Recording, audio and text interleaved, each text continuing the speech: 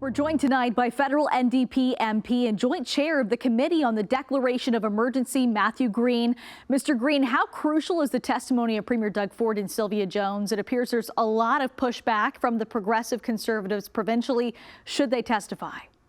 Yeah, both leaders were missing in action over the course of the emergency, the entirety of the emergency, in fact, here in Ontario and in Ottawa. They had the ability to use aid to civil power, did not do that, really didn't add anything in terms of providing solutions to bring the occupation to a resolution. And now they're trying to duck and run and just hide from this. Every person involved in this emergency requires to be accountable under the Rouleau Commission, and nobody is above the law, including Doug Ford and Sylvia Jones.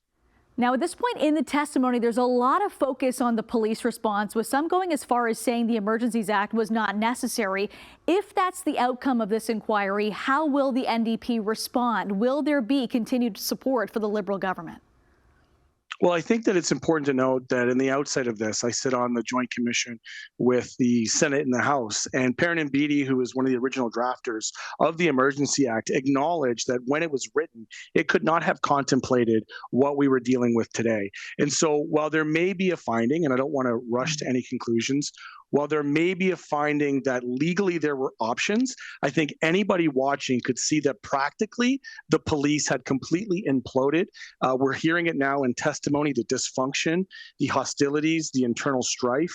There was no practical measure through which legal action could be taken, absent, at least to this particular point in time, absent of what was invoked ultimately by the federal government. You know, I referenced the aid to civil power. The provincial government under Doug Ford did have the ability to weigh in and to provide support to the OPS. And what we're hearing right now is that intelligence got it wrong, the RCMP, the OPP got it wrong, and the OPS got it wrong.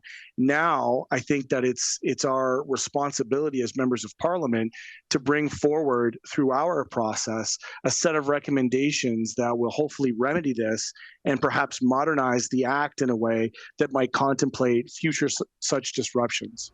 And Mr. Green, what's next for the inquiry? Who are you most looking forward to hearing from in the weeks ahead?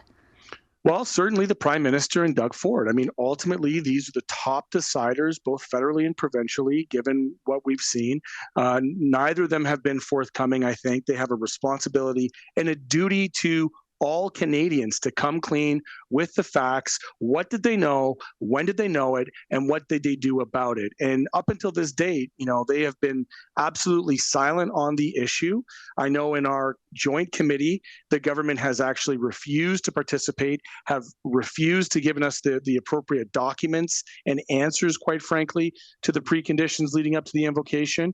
And it's our responsibility as opposition to continue to hold this government to account. Certainly a lot more to come even after the inquiry wraps. That's NDP MP Matthew Green. Thanks for joining us. Thank you.